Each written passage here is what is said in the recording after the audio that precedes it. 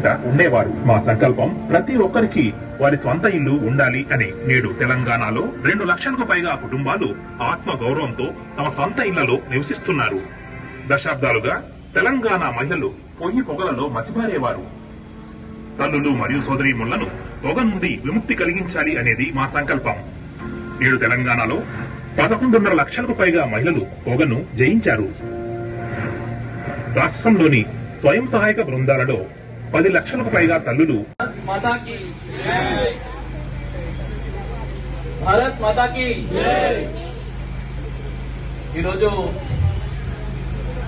శంషాబాద్ సంబంధించినటువంటి కొంతమంది యువకుల ద్వారా మనం ఈరోజు ఇక్కడ ఒక వీడియో ప్రజెంటేషన్ చేస్తూ మనం మీకు అందరు కూడా చూపించడం జరిగింది. ఈ యొక్క మీటింగ్ అయిపోయిన తర్వాత అంటే మేము మాట్లాడిన తర్వాత కూడా దాదాపుగా 12 నిమిషాల పాటు ఒక వీడియో ఉంటుంది. ఆ వీడియో ప్రతి విద్యార్థి ప్రతి యువకుడు చూడాలి.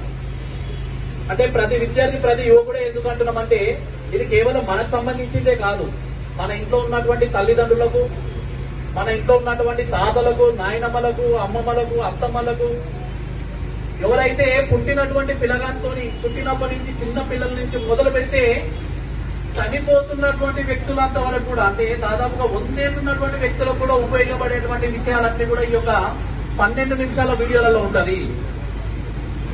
మీ అందరికి కూడా నరేంద్ర మోడీ తెలుసా లేదా? ఎంతమంది తెలుసు? అందరు తెలుసా? ఎవరు నరేంద్ర మోడీ గారు? ఎవరు పిఎం అంటే? Prime minister. భారతదేశానికి మన ప్రధాని నరేంద్ర మోడీ గారు. మనకందరూ కూడా భారతదేశంలో ఉన్నటువంటి ప్రజలందరూ కూడా బాగుండాలని చెప్పేసి నరేంద్ర మోడీ గారు అనేకమైనటువంటి కార్యక్రమాలు తీసుకొని రావడం జరిగింది. అనేకమైనటువంటి పథకాలను తీసుకొని రావడం జరిగింది. పథకాలంటే ఏంటివి? ఒక వ్యక్తిగా జీవించడానికి అవసరమైనటువంటి వస్తువులన్నింటిని కూడా పేద ప్రజలకు అందించాలనే ఉద్దేశంతో మోడీ గారు కొన్ని పథకాలు తీసుకొని రావడం జరిగింది. అందులో ముఖ్యమైనటువంటివి చాలా ఉన్నాయి. కానీ మన తెలంగాణలో కావచ్చు, మన సౌత్ ఇండియాలో కావచ్చు, కొంతమంది గ్రామీణ ప్రాంతాలలో ఉన్నటువంటి వ్యక్తులందరూ కూడా కావచ్చు, వస్తున్నటువంటి పథకాలన్నింటిని కూడా చేసుకోలేకపోతున్నారు. ఎగ్జాంపుల్ ముఖ్యమైనటువంటి విషయం చెప్తాను. మనమంతా కూడా బైక్ల మీద తిరుగుతామా తిరగమా? ఎప్పుడైనా బండి వీకేసి కింద పడిపోయినా దెబ్బ తగిలినాయి, ఏడిపోతాం ఇమ్మీడియట్లీ. మనం అప్పుడు ఏడిపోతాం. ఇవాళ రేపు హాస్పిటల్ పోతే మనకు లక్షల రూపాయలు అవుతున్నాయి. మనము చూపించుకోలేని పరిస్థితులలో కూడా హాస్పిటల్లో చూపించుకోలేని పరిస్థితులలో మన భారతదేశంలో కొంతమంది వ్యక్తులు ఉండాలనే ఉద్దేశంతో నరేంద్ర మోడీ గారు 2 లక్షల రూపాయలు ఇన్సూరెన్స్ సంవత్సరానికి ఇస్తున్నారు. ఎంత? 2 లక్షల రూపాయలు. దానికి ప్రతిఫలంగా మనం సంవత్సరానికి ఎంత కట్టాలి? మనం ఎంత కట్టాలి? 12 రూపాయలు కట్టాలి. ఎంత? సంవత్సరానికి 12 రూపాయలు కడితే నువ్వు బైక్ మీద పోతుంటే కింద పడ్డావనుకో, దెబ్బ తగిలినాయనుకో, నీ బొక్క ఇరిగిపోయిందనుకో, హాస్పిటల్ పోతే 2 లక్షల రూపాయల వరకు నీకు ఫ్రీగా ట్రీట్మెంట్ జరుగుతుంది. సంవత్సరానికి 12 రూపాయలు అంటే నెలకెంత? రూపాయి. ఎంత? రూపాయి. మరి మంచి స్కీమేనా కాదా? ఇది మంచిదేనా కాదా? కానీ మన తెలంగాణలో ఉన్నటువంటి మనలాంటి యువత ఈ యొక్క స్కీమ్ గురించి తెలియక ఎవరు కూడా చేయించుకోలేకపోతున్నారు. మరి ఇది చెప్పాల్సినటువంటి బాధ్యత ఎవరి మీద ఉంది? ఎవరి మీద ఉంది? యువత మీద ఉంది. అదే విధంగా దురదృష్టశాతం కొంతమంది వ్యక్తులు పోతుంటారు, అక్కడిక్కడ ఎత్తుంటారు. బైక్ యాక్సిడెంట్ పెద్దగా అయింది, అనివార్య కారణాల వల్ల వ్యక్తి చనిపోయిండు. మరి వ్యక్తి చనిపోతే ఆ కుటుంబం రోడ్డు మీద పడ్డట కాదా? మరి అలాంటి వ్యక్తికి ఏమన్నా మనము ఇన్సూరెన్స్ రూపంలో ఇయ్యాలా వద్దా? అట్లా ఇచ్చి ఆ యొక్క కుటుంబాన్ని ఆదుకోవాలని చెప్పేసి మన నరేంద్ర మోడీ గారు ఏం చేశారు? ఒక 2 లక్షల రూపాయల యొక్క స్కీమ్ తీసుకొని రావడం జరిగింది. ఇదే కాదు, ఇవాళ రేపు ఆడపిల్లలు పుట్టాకనే ఇలా పెళ్లిలకు ఎంత ఖర్చు పెట్టాలి, వీళ్ళకి ఇచ్చేటువంటి పైసలంతా కూడా వృధా అని చెప్పేసి ఆడపిల్లలను కనడానికి కూడా ఇబ్బంది పడుతున్నటువంటి సందర్భంలో చిన్న పిల్లలు పుట్టగానే వాళ్ళ యొక్క పేర్ల పైన 2000 గానీ, 1000 రూపాయలు గానీ, 3000 గానీ, 10,000 గానీ, 20,000 గానీ నీకు ఎంత దోస్తే అంత వేసిన వరకు ఆ పాప 20 ఏళ్ళ వరకు, 20 ఇంటి ఏంటంటే పెళ్లికి వచ్చేంత వరకు ఒక 25 నుంచి 30 లక్షల రూపాయలు ఆమె పేరు మీద జమ అవుతుంది. మీరు ఇచ్చేది దాదాపుగా 7 నుంచి 8 లక్షల రూపాయలు మాత్రమే. కానీ ఆమె పెళ్లికి వచ్చేది మాత్రం 20 నుంచి 22 లక్షల వరకు, 18 నుంచి 22 లక్షల వరకు వస్తుంది. మరి మంచి స్కీమా కాదా ఇది? ఇంతకుముందు వీడియోలో చూసినాం. గతంలో మన ఇంట్లో మన తల్లిదండ్రులు వంట వండుకోవాలంటే కట్టెలు పోయి పెడుతుండే, కన్ను మండుతుండే, వంట చేసుకోవడం ఆలస్యం అవుతుండే, కానీ ఇప్పుడు ప్రతి ఇంటింటికి ఒక గ్యాస్ కనెక్షన్ రావడం జరిగింది. మరి మనం అందరం కూడా చదువుకున్నాం, ఉద్యోగం చేసుకోవాలనుకుంటున్నాము, లేకుంటే సొంతంగా టాలెంట్ ఉన్న వాళ్ళు బిజినెస్ పెట్టాలనుకుంటున్నారు. మరి మన దగ్గర డబ్బు ఉండాలా వద్దా? డబ్బు లేదు. డబ్బు లేని కారణంగా యువతలలో టాలెంట్ అనేది మిస్ కావద్దని చెప్పేసి మేడ్ ఇన్ ఇండియా అని చెప్పేసి 2-3 కార్యక్రమాలు తీసుకొని వాటి ద్వారా కూడా మనలాంటి విద్యార్థులు కూడా హెల్ప్ చేయడం జరుగుతుంది. తర్వాత ఇల్లు కట్టించడం కావచ్చు, తర్వాత పోస్ట్ ఆఫీసుల ద్వారా మనకు సర్వీసులు పెంచడం కావచ్చు, తర్వాత చిన్నపిల్లల గురించి కావచ్చు, మీలాంటి విద్యార్థులకు స్కాలర్షిప్లు కావచ్చు, చదువుకున్నటువంటి వ్యక్తులు విదేశాలకు పోవడానికి కావచ్చు, విదేశాల్లో ఉన్నటువంటి వ్యక్తులకందరూ కూడా మన స్వదేశంలో వచ్చి వాళ్ళు ఇన్వెస్ట్మెంట్ చేయడం కావచ్చు, ఇవన్నింటిలో కూడా నరేంద్ర మోడీ గారు అనేకమైనటువంటి పథకాలు చేయడం జరుగుతుంది.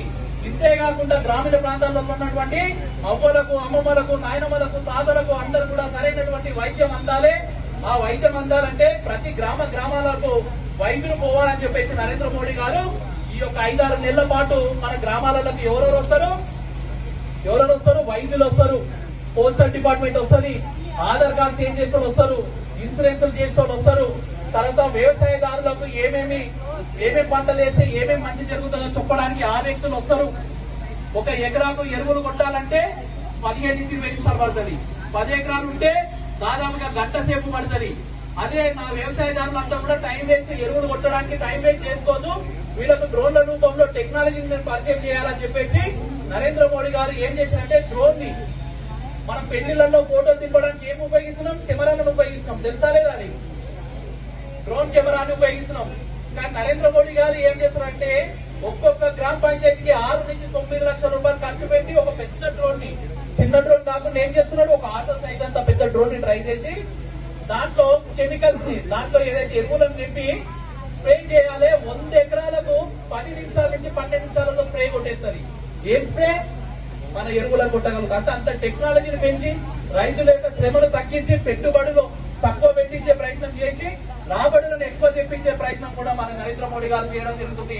అదే విధంగా నానో ఎరువులను పరిచయం చేయడం జరిగింది. నానో ఎరువులు అనేది చాలా ఏమంటారు, క్వాలిటీ ఉన్నటువంటి ఎరువులను అన్నింటిలో కూడా పరిచయం చేసి మన ఆరోగ్యాలన్నింటిలో కూడా కాపాడడం జరుగుతుంది. ఇట్లా చెప్పుకుంటూ పోతుంటే రైతులకు కావచ్చు, ముసలి వాళ్ళకు కావచ్చు, విద్యార్థులకు కావచ్చు, యువకులకు కావచ్చు, అదే విధంగా పిల్లలకు కావచ్చు, లేకపోతే ఏదైతే పని చేద్దామని చెప్పేసి వితంతువులు కావచ్చు, వృద్ధులు కావచ్చు, వికలాంగులు కావచ్చు, ఇలా చెప్పుకుంటూ పోతుంటే నరేంద్ర మోడీ గారు దేశ వ్యాప్తంగా ఈ 10 సంవత్సరాలలో దాదాపుగా అనేకమైనటువంటి వేలాదికి వేల స్కీములు తీసుకురావడం జరిగింది.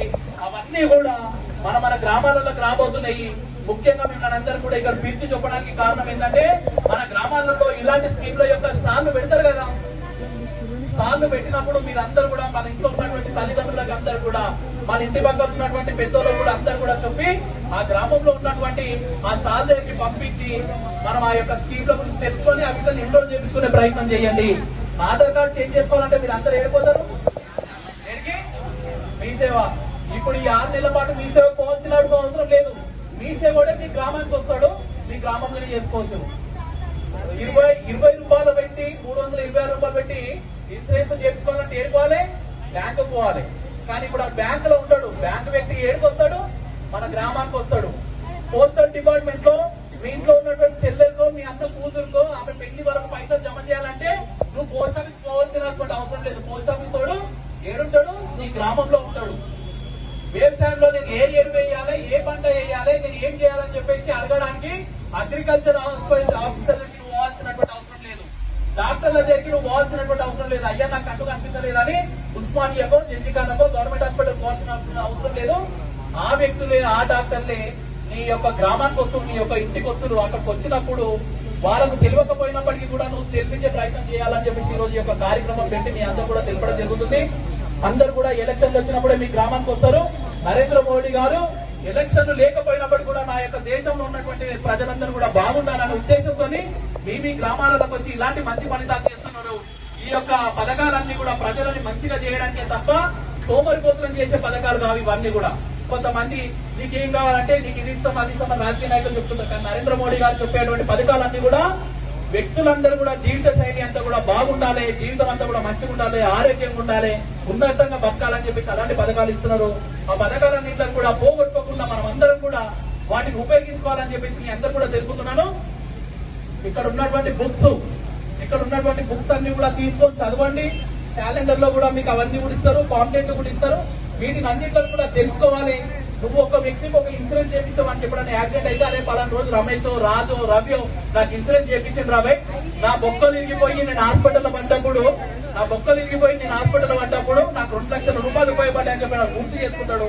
అలాంటి వ్యక్తుల గురించి మీరు అందరూ కూడా పాటుపడతారని చెప్పేసి ఆశిస్తూ నాకు ఈ అవకాశం ఇచ్చినటువంటి మీ అందరూ కూడా ధన్యవాదాలు చెప్తున్నాను. జై హింద్, జై భారత్.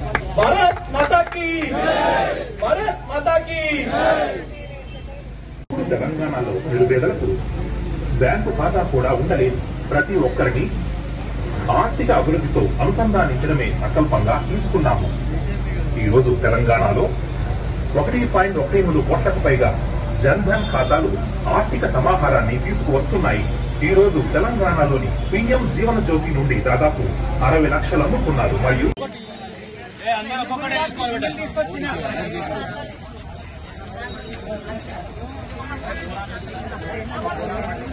నరేంద్ర మోదీ దూరదర్శనిక నాయకత్వంలో వెనుకబడిన తెలంగాణ అభివృద్ధి యొక్క కొత్త రికార్డులను సృష్టించిపోతుంది.